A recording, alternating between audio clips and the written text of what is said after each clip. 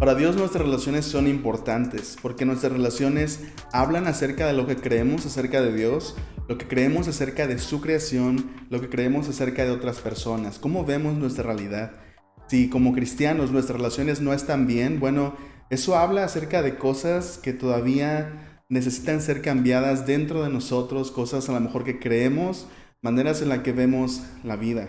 Nuestras relaciones son importantes porque hablan acerca de qué creemos acerca de Dios, qué creemos acerca de las otras personas, qué creemos acerca de nosotros. Y Dios espera que tengamos relaciones transformadas por su evangelio, relaciones donde pueda haber justicia, amor, donde pueda haber santidad. Dios espera eso de nuestras relaciones porque son importantes para Él. Y el día de hoy vamos a hablar acerca de eso.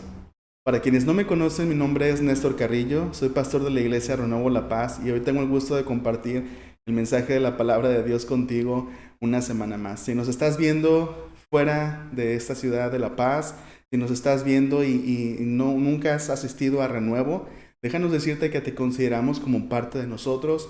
Estamos orando por todas las personas que están viendo estos mensajes. Esperamos que este mensaje, la palabra de Dios, pueda cambiar tu vida, pueda transformarla. Y sobre todo que pueda ayudarte a comenzar una relación con Jesús o a profundizar tu relación con Jesús si es que ya has comenzado a seguirlo. Pues el día de hoy, como estaba diciendo en la introducción, vamos a hablar acerca de las relaciones. Estamos en esta serie que hemos titulado Amor, Justicia y Santidad, porque creemos que esas son tres características que Dios espera que tengamos como cristianos. No solamente en nuestra vida personal, individual, sino como comunidad de fe, como familia cristiana. Dios espera que seamos personas y que tengamos relaciones donde reinen el amor, la justicia y la santidad. Recuerda que estamos estudiando Éxodo y hoy nos encontramos en el capítulo 21. Vamos a continuar leyendo a partir del versículo 12. No vamos a ver todos los versículos de este capítulo, vamos a seleccionar solamente algunos, porque vamos a estar hablando de los principios generales que vemos en estos versículos. En estos versículos recordemos que estamos hablando acerca de la ley de Moisés. Una ley o la ley que fue dada a los israelitas durante su tiempo como una comunidad, durante su tiempo después de haber salido de Egipto y comenzar a formarse como una nación. Dios dio estas leyes, entonces las estamos viendo. No vamos a leerlas todas porque como veíamos hace algunos mensajes, no todas estas leyes son aplicables para nosotros específicamente, pero sin duda podemos encontrar en ellas principios que nos ayudan a conocer más profundamente a Dios y principios que nos ayudan a saber, bueno, cómo podemos aplicar esos principios a nuestra vida. Recordemos que no estamos buscando aplicar las leyes específicas, simplemente los principios que podemos encontrar detrás o debajo de esas leyes. Vamos a ver algunos ejemplos mientras estemos continuando con este estudio. Me gustaría comenzar hablando acerca de las características de la justicia, porque creo que son importantes. Si vamos a estar hablando acerca de justicia, me gustaría que tuviéramos esto en mente. Por lo menos características de la justicia que podemos encontrar en estos versículos, en este capítulo 21. Podemos encontrar por lo menos tres cosas: igualdad, proporción y verdad. No las vamos a encontrar específicamente con esos nombres, son nombres que yo escogí simplemente para dividir un poco el contenido. Pero encontramos estas cosas, encontramos igualdad, encontramos proporción y encontramos verdad. Ahorita voy a explicar un poco a qué me refiero. Vamos a leer Éxodo capítulo 21, versículos del 12 al 13. Cualquiera que agreda y mate a otra persona será ejecutado, pero si solo fue un accidente permitido por Dios, yo designaré un lugar de refugio a donde el responsable de la muerte podrá huir para ponerse a salvo. Y vamos a leer también Números 35 del 30 al 31. Todos los asesinos deben ser ejecutados, pero solo si las pruebas son presentadas por más de un testigo. No se puede condenar a muerte a nadie por el testimonio de un solo testigo. Tampoco se aceptará el pago de rescate por la vida de alguien que haya sido juzgado y encontrado culpable de asesino y condenado a muerte. Siempre se debe ejecutar a los asesinos. Una vez más, quiero hacer una anotación. Recuerda que no estamos defendiendo estas leyes específicas y no estamos diciendo que debiéramos aplicarlas exactamente como están ahora en nuestros tiempos. Lo que no estamos diciendo es, vamos a tomar estas leyes y vamos a buscar cómo podemos aplicarlas. Lo que estamos diciendo es, vamos a ver qué principios encontramos detrás de estas leyes. ¿Qué principios encontramos que nos hablan acerca del carácter de Dios y cómo Dios espera que integremos estos principios a nuestras relaciones el día de hoy? Así que vamos a hablar primero acerca, como mencionaba, de la igualdad. La igualdad, esto nos habla de que la justicia debe poder ser aplicada a toda persona por igual. Es uno de los principios que encontramos en todas estas leyes en el capítulo 21. Como decía, no las vamos a leer todas, pero vamos a poder ver que en todas ellas se busca algo, se busca la igualdad. ¿A qué nos referimos con igualdad en este caso específicamente? Nos referimos a que la justicia, como decía, debe poder ser aplicada a toda persona por igual. ¿Cómo vemos esto? Bueno, en los versículos que leímos, vemos que si una persona cometía un crimen cuya pena era la muerte, no podía pagar una fianza. Esto buscaba no permitir que una persona adinerada escapara del crimen y por lo tanto hubiera una desigualdad entre ricos y pobres. En este caso, tanto personas ricas como personas pobres debían pagar la misma pena por la culpa, en este caso un homicidio. Este es un problema actualmente en nuestros sistemas judiciales. Muchos crímenes son castigados de manera diferente dependiendo qué tipo de persona eres. Personas con dinero y poder son capaces de evadir completamente a veces la ley o escapar de manera muy sencilla a través de influencia o a través de sus finanzas. Entonces, el dinero y el poder actualmente en nuestras sociedades crean una brecha abismal de cómo se aplica la justicia de una persona a otra. Una persona sin todos los recursos financieros está en suma desventaja a comparación de una persona que sí tiene todos los recursos financieros.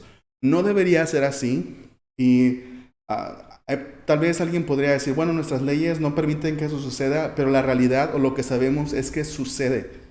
Y en este caso, uno de los principios que encontramos aquí en estas leyes es que Dios no permitía que se hiciera eso. La ley de Moisés no permitía que una persona con mucho dinero pudiera escapar de un crimen cometido. Entonces, el versículo en Números, de los que leímos al principio, confirma o concluye afirmando que el crimen siempre debe castigarse. Y la idea aquí es que no debe haber una escapatoria para algunos y para otros no. En este caso, la justicia debe poder aplicarse a toda persona por igual, independientemente de su posición social. Quiero compartir con ustedes también Isaías capítulo 1, versículo 17. Aprendan a hacer el bien, busquen la justicia y ayuden a los oprimidos. Defiendan la causa de los huérfanos y luchen por los derechos de las viudas.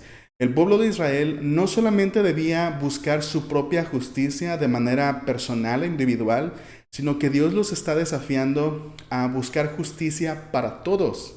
Es interesante porque si no hay justicia para todos, difícilmente podríamos decir que en una sociedad hay justicia como tal.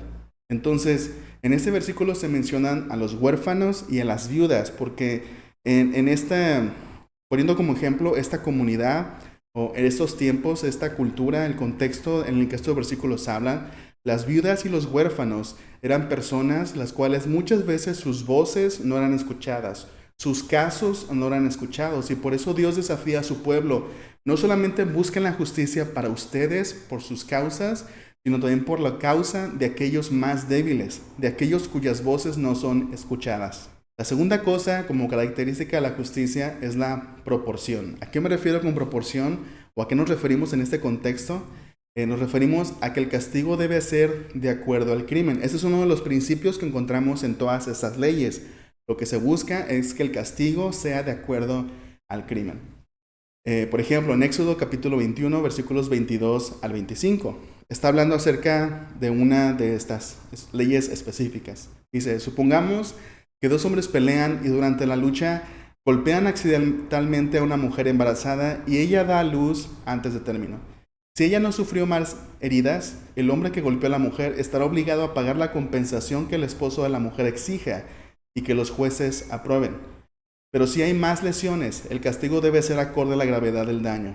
Vida por vida, ojo por ojo, diente por diente, mano por mano, pie por pie, quemadura por quemadura, herida por herida, moretón por moretón.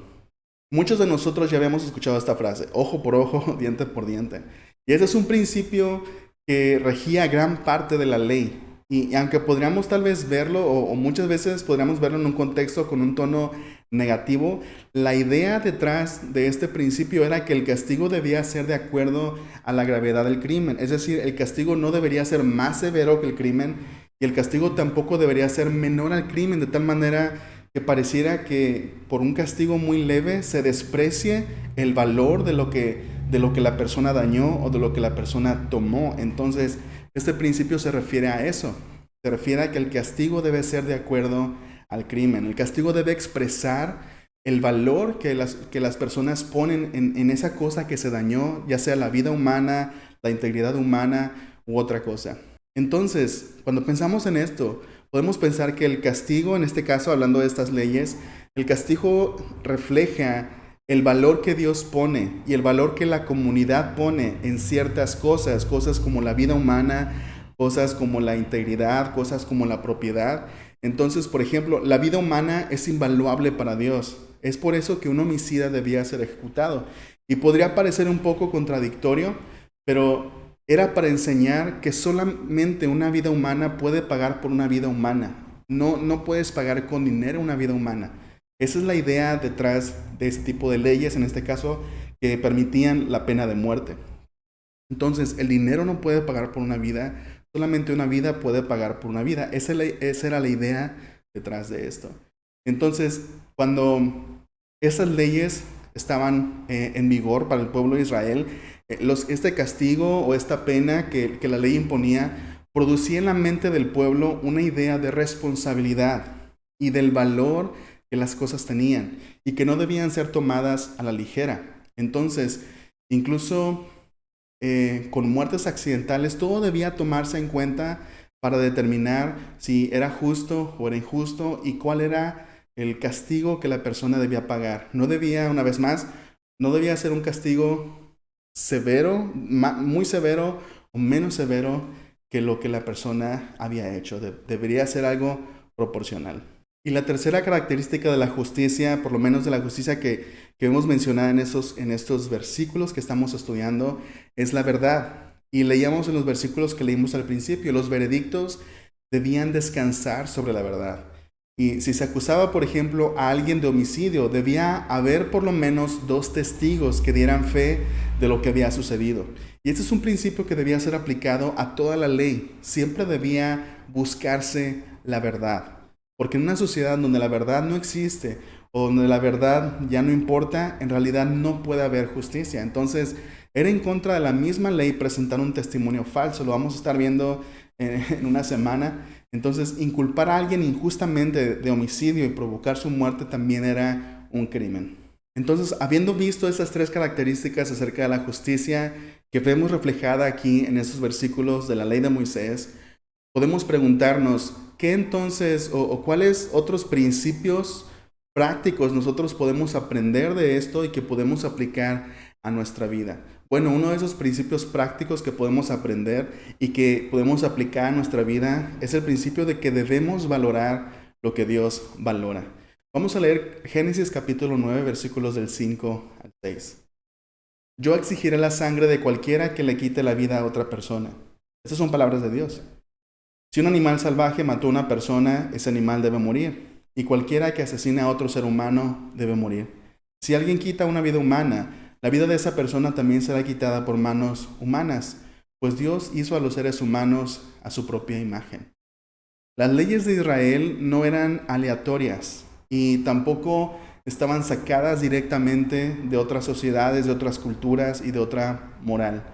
Las leyes para Israel descansaban sobre una interpretación de la creación y a pesar de que algunas leyes eran muy similares a leyes de otras culturas y asuntos que se tratan también en otras culturas cercanas a estos tiempos y a estas regiones, las leyes de Israel estaban diferenciadas porque estaban basadas en una interpretación de la creación, una interpretación de cómo el mundo fue creado, por quién fue creado y cómo el ser humano fue creado.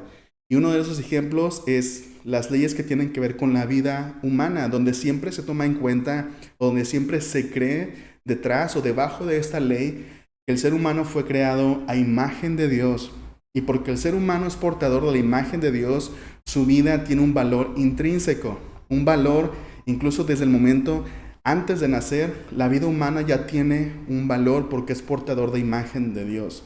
No importa el color de piel, no importa la posición social, no importa la familia, no importa de dónde sea esa persona, tiene un valor intrínseco. Su vida vale porque es portador de la imagen de Dios.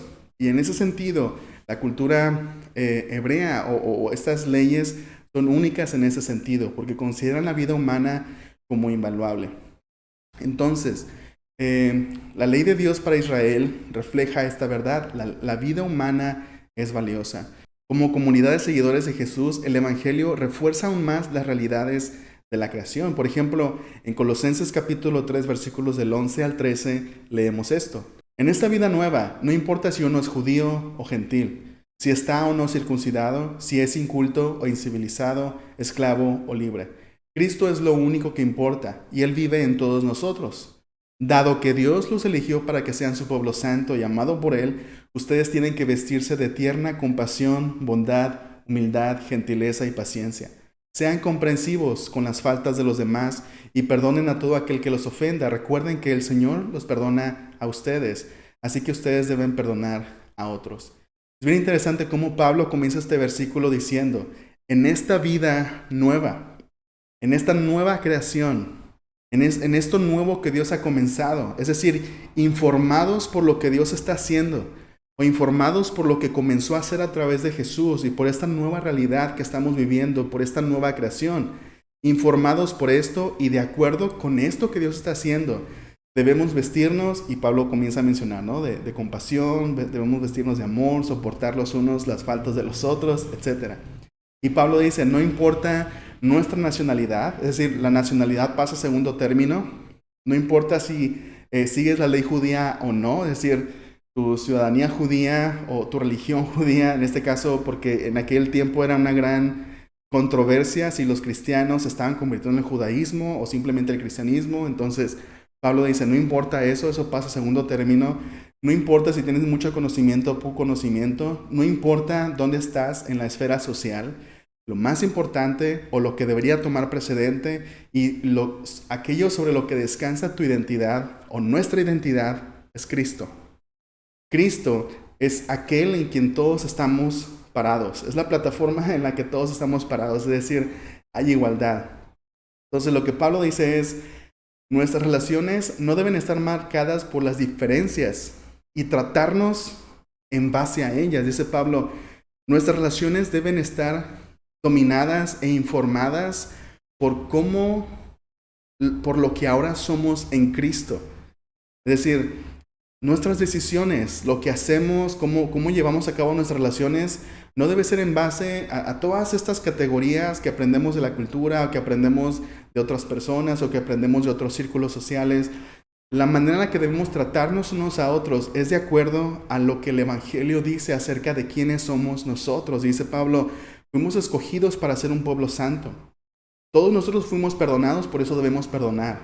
Dios nos amó, por eso debemos amar. Y de esa manera nuestras relaciones deben estar transformadas e informadas por quienes somos en Cristo y por lo que Dios hizo en nosotros. Dice Pablo, por eso, dado a todo esto, sean compasivos, perdónense unos a otros. Pablo menciona a esclavos y libres, enseñando que incluso las relaciones más disparejas deben transformarse radicalmente en Cristo. Y podemos pensar en nuestras propias relaciones y pensar, ok, ¿cuál de mis relaciones debe transformarse radicalmente informado por el Evangelio, informado por la historia de Dios en Jesús? Permítanme decirles esto, nuestras decisiones y nuestras relaciones deben reflejar más claramente el Evangelio que a nuestra cultura. Una vez más, nuestras decisiones y nuestras relaciones deben reflejar más claramente el Evangelio que nuestra cultura, ya sea nuestra cultura como sociedad paceña o mexicana, ya sea nuestra cultura como familia, o ya sea nuestra cultura como en la iglesia donde crecimos. Nuestras decisiones, nuestras relaciones deben reflejar el Evangelio. Eso es lo que deben reflejar nuestras relaciones. No debemos actuar o tomar decisiones basadas en que, no, es que así lo hacen todas las personas, o es que así se ha hecho siempre aquí, o es que así somos los mexicanos, o es que así somos los paceños, o es que en mi familia así aprende mi familia y así crecí. No, nuestras relaciones deben reflejar y deben ser transformadas por la transformación que Dios ha hecho en nosotros, por esta nueva creación, por esta nueva realidad de que ahora somos pueblo de Dios, de que fuimos llamados a ser un pueblo santo, una comunidad nueva, una comunidad diferente. Eso significa. Entonces, tenemos que evaluar nuestras relaciones y tenemos que pensar, ok, ¿cuál de estas cosas que hago tal vez no reflejan el Evangelio? ¿Cuáles de mis decisiones o en qué manera estoy llevando mis relaciones? ¿De verdad mis relaciones están informadas por el Evangelio? ¿O reflejan más mi cultura en la ciudad donde crecí? ¿O reflejan más la cultura de mi familia? Pero ¿qué cosas Dios quiere transformar en mi vida y en mis relaciones? Y tenemos que pensar en cosas específicas. ¿Cuáles son esas cosas que tú dices? Hago esto porque así aprendí en mi familia, pero tú sabes que está causando problemas en tus relaciones. Tú sabes que no te está ayudando a profundizar en tus relaciones con otras personas, con tu familia, con tu esposo, con tu esposa. ¿Y qué cosas necesitan ser transformadas por el Evangelio? Vamos a ver un segundo principio práctico que podemos aplicar a nuestras vidas que aprendemos de estos versículos. Voy a leer primero Éxodo capítulo 21, versículos 35 a 36. Ya casi al final del capítulo dice esto. Si el buey de una persona cornea al buey de otra y el animal herido muere, entonces los dos dueños tendrán que vender al buey vivo y repartirse el dinero por partes iguales. También dividirán entre ellos el animal muerto. Sin embargo, si el buey tenía fama de cornear y su dueño no lo mantenía bajo control, el dueño tendrá que pagar una compensación total, un buey vivo por el buey muerto, pero podrá quedarse con el animal muerto. Parece un versículo muy raro del cual poder sacar un principio. Una vez más, estoy escogiendo solamente algunos versículos, pero teniendo en cuenta que hay muchos versículos similares que expresan los mismos principios. Entonces, creo que un principio importante que encontramos en este versículo es el principio de la restitución.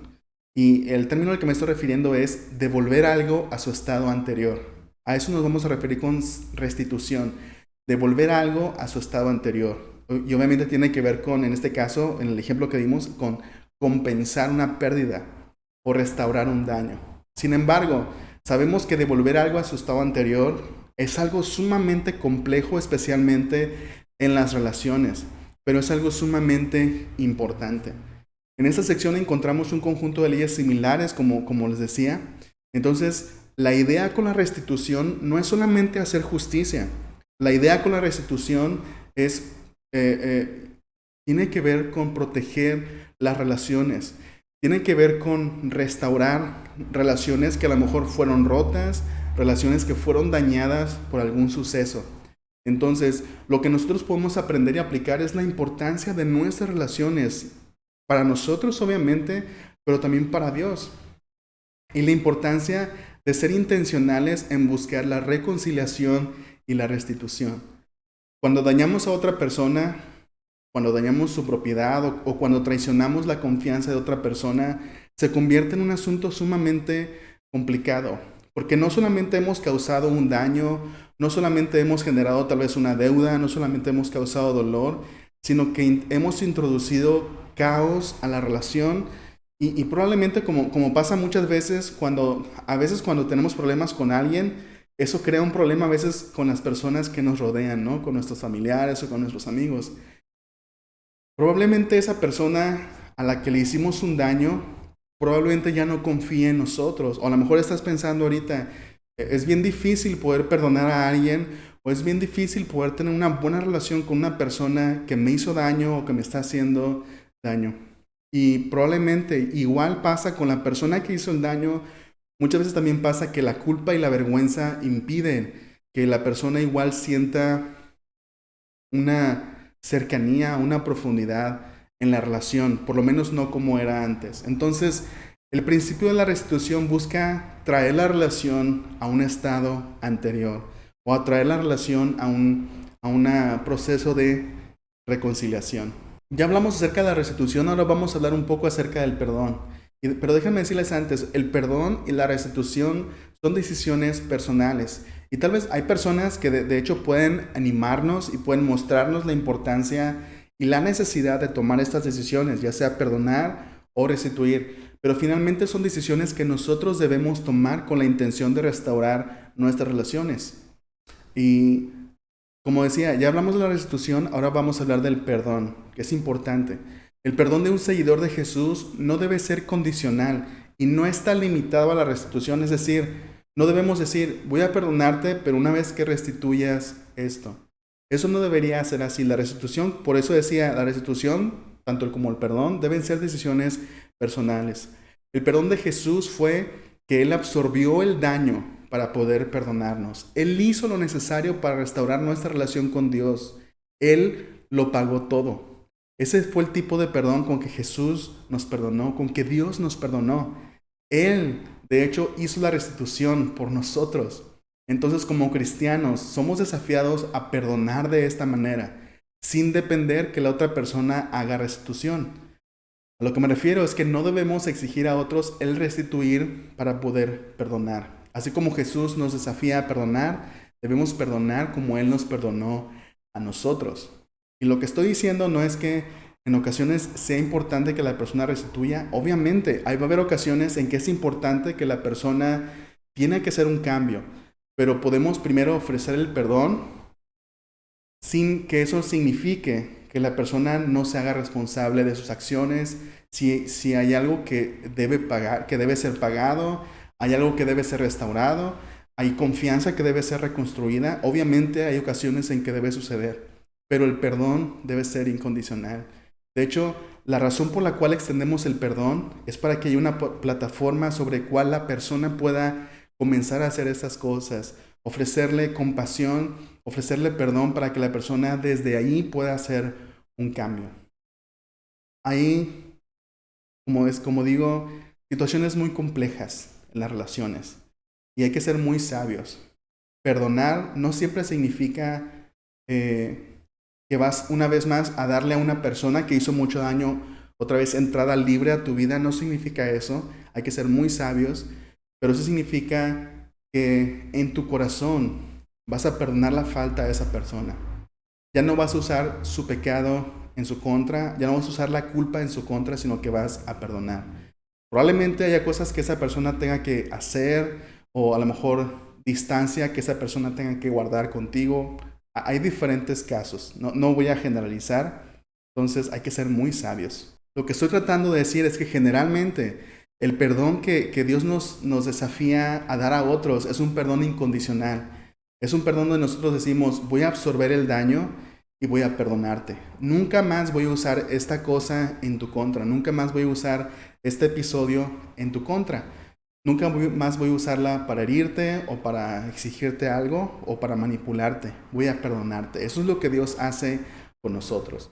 Pero como decía, muchas veces la restitución puede ser sabia. Hay ocasiones en que, especialmente en las relaciones, donde hay cosas que la persona tiene que cambiar o donde hay cosas que a lo mejor la persona tiene que hacerse responsable de algo, es importante ser sabios y saber cómo animar y desafiar a una persona a tomar pasos a la restitución o pasos para la reconciliación, pasos intencionales para que esa persona pueda restaurar la relación. O a veces lo que se busca con la persona es el bien de la persona. Tal vez se busca que la persona pueda cambiar por su propio beneficio, porque es importante. Tal vez en esto que sucedió, en este pecado que la persona cometió, o en esta falta, o en este daño que la persona hizo a ti o a la relación, tal vez te das cuenta que la persona necesita ser transformada, necesita un verdadero encuentro con Dios. Y eso es lo que buscamos también en la persona. Tal vez esa persona eres tú, y tienes que comprender que a pesar de que se te haya perdonado, no significa que Dios no quiera cambiar tu corazón y transformar tu vida todavía más y reconciliar tus relaciones. Así que si alguien te ofendió o pecó en tu contra, perdona a esa persona, absorbe el daño y perdona. Y perdonar significa que ya nunca vas a usar ese pecado en su contra y que vas a buscar la reconciliación. Ahora, si tú has dañado a alguien y has pecado en su contra, pide perdón. Y si es necesario, restituye. Sé intencional en tu esfuerzo por restaurar la relación y por no solamente llevarla a como estaba antes, sino incluso hacerla mejor. Sé intencional, sé responsable. Escucha lo que la otra persona tiene que decir y toma los pasos necesarios. En nuestra relación con Dios, Es la relación más importante que podemos tener. Y es la relación más transformadora. ¿Por qué? Porque en nuestra relación con Dios, Dios toma la iniciativa. Y de hecho, puedo decir que si no has experimentado una relación con Dios, si no has experimentado el perdón de Dios, si no has experimentado la restauración que Dios trae primero a nuestra relación con Él, va a ser muy difícil que muestres esta misma clase de perdón a otros. Solamente una persona perdonada puede perdonar a otros. Solamente una persona que ha sido reconciliada puede reconciliarse con otros. Yo sé que puede sonar muy general, pero no es cierto. Porque no estamos hablando simplemente de perdón de manera general, estamos hablando de un perdón específico, del perdón similar al cual con el que Dios nos perdonó. Perdonar como Dios, amar como Dios, reconciliar como Dios, a eso nos estamos refiriendo. Dios envió a Jesús, su Hijo, para pagar nuestra deuda, la deuda que nosotros teníamos con Él y restituir el daño que nosotros hicimos. Jesús lo hizo. Dios envió a su propio Hijo para pagar por nosotros. Dios absorbió el daño para que nosotros simplemente podamos tomar el regalo de su perdón. Eso es impresionante. Ahora es nuestra responsabilidad responder a Dios en humildad. ¿Qué debemos hacer para restaurar nuestra relación con Dios? Simplemente creer en Jesús. Todo lo demás Dios ya lo hizo. Y Jesús es nuestra restitución. Él es el camino a una relación nueva con Dios. Y ahora nosotros tenemos que reproducir el mismo perdón que hemos recibido en nuestra relación con Dios, lo tenemos que reproducir en nuestras mismas relaciones. Perdonemos así como nosotros hemos sido perdonados y amemos así como nosotros hemos sido amados. Sé que probablemente durante este mensaje estuviste pensando en una persona, o estuviste pensando en una situación que pasó, o estuviste pensando tal vez en una situación que está pasando todavía, tal vez una relación que no está muy bien, una relación rota, una relación que necesita restauración y que necesita reconciliación. No sé si tú seas el que necesita pedir perdón o no sé si tú seas quien debe perdonar. En cualquiera de los dos casos, tú debes tomar la iniciativa. Ya sea que necesites perdón o ya sea que necesites perdonar, tú debes tomar la iniciativa. Si tú estás escuchando este mensaje, ahora la responsabilidad es tuya. Recordemos que tanto el perdón como la restitución son decisiones personales. Así que eso en lo que estás pensando, esa relación o esa persona o ese asunto que tal vez has dejado pasar y que no has querido tocar, no has querido, así como cuando echamos basura debajo de la alfombra y no quieres destapar porque sabes lo que hay ahí, debemos afrontar esas realidades, debemos afrontar esas situaciones. ¿Por qué? Porque para Dios nuestras relaciones son importantes y porque si en verdad el Evangelio es parte importante de tu vida. Si el Evangelio ha transformado tu vida, debe transformar la manera en la que tú afrontas tus relaciones, porque eso es el Evangelio, es acerca de relaciones, es acerca de cómo Dios vino a nosotros, a pesar de que nosotros fuimos quienes pecamos, Él vino a nosotros para restaurar nuestra relación con Él. Y si somos personas que han experimentado esa clase de amor, ¿no es lógico que nosotros mostremos eso mismo? ¿No es lógico que nosotros perdonemos de la misma manera?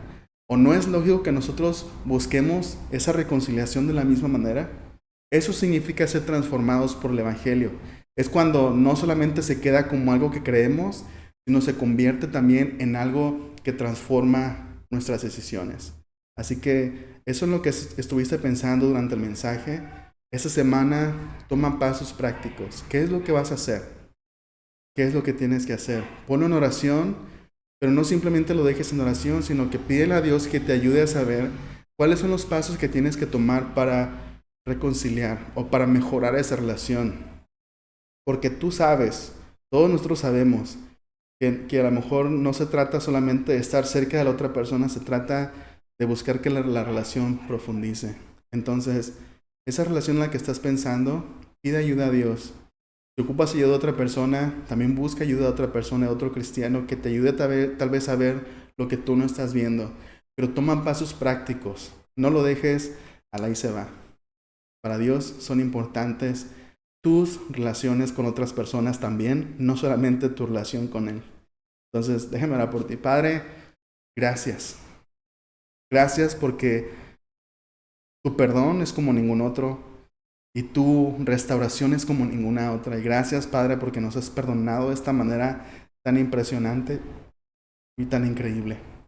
Señor, las relaciones son muy complejas y simplemente queremos pedirte ayuda para poder saber cuáles son los pasos prácticos que podemos tomar para restaurar esas relaciones. Ayúdanos a ser sabios, ayúdanos a ser humildes, ayúdanos a ser compasivos, ayúdanos a perdonar y también ayúdanos a pedir perdón. Te pedimos todo eso en el nombre de Jesús. Amén. Dios te bendiga y nos vemos la próxima semana. Gracias por quedarte con nosotros hasta el final del video.